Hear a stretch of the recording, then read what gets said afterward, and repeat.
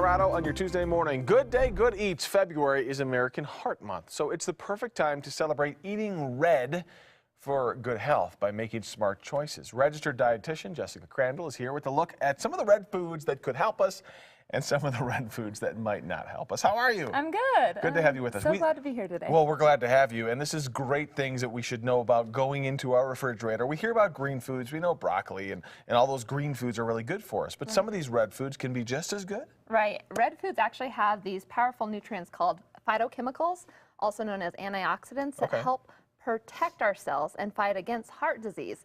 So most of these foods that are up here today are either going to help increase our blood flow, decrease plaque by having good fiber, or are high in potassium, which most Americans are deficient in. And one thing that's really interesting is that tart cherries also are known to decrease inflammation and pain, which is also associated with heart disease. So if you have pain, eat some cherries? Tart cherries do help to decrease pain, not your sweet cherries, but your tart cherries. And so that is something to focus on, as well as it helps increasing blood flow. Now, I have to point out that the sweetest fish on a plate here, and this isn't part of the good category, unfortunately. Right. Tom, actually, come on. Although fish can be heart healthy, especially your omega-3 fish, Real like fish. salmon, tuna, mackerel, and herring, sugar increases inflammation and goes actually towards heart disease. So we want to toss these out to the side and instead focus on these healthy foods. We'll toss them over this way. This is the garbage side, don't you know? Oh, the garbage side. Okay, all right. So as we know, our berries and tomatoes are really high in fiber.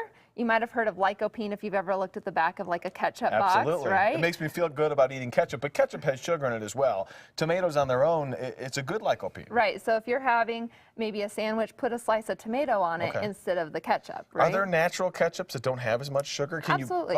Yeah, really reading your label to decrease that added sugar is helpful because these are health benefits. This is actually pomegranate juice, although wine would also be another good heart health benefit. So pomegranate juice also is something that is heart healthy. Red wine decreases specifically? Plaque and blood pressure. So yeah, and red wine is also one of those antioxidants as well, improving blood flow.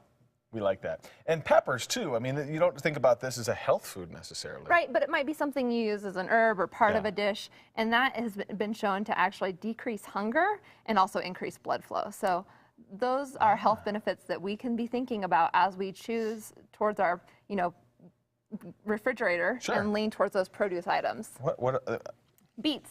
Shows you how much I know. Beets are really great because beets, if you roast them or if you buy them already pre-roasted, they're great for increasing nitric oxide, which you're like, what is that? Right. So that actually helps if we're trying to do an endurance athlete type of event, like running, it helps us to move a little bit quicker. It's like nature's Gatorade. Well, even better. It actually helps our blood flow to circulate faster so that we have a little bit more energy. So maybe like before a race or after a race? Before. Before you work out? They usually say about 3 beets.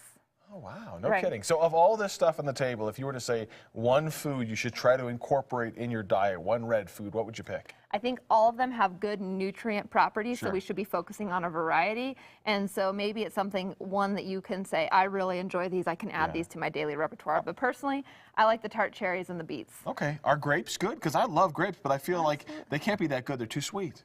Well, a serving size of grapes is a cup. Okay. So stick to the right serving size. You should be giving 2 servings of fruit a day. They are high in fiber and high in antioxidants, once again, protecting those cells from damage. So don't eat the whole bag is what you're saying? Yes. Portion size is key. And I'll stick to the sweetest And natural fish. sugar is better than added sugar. All right.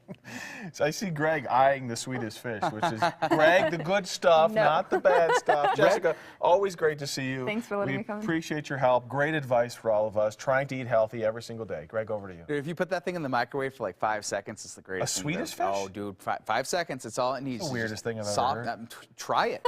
Hey, don't knock it till you tried it. Our camera is bouncing around like crazy.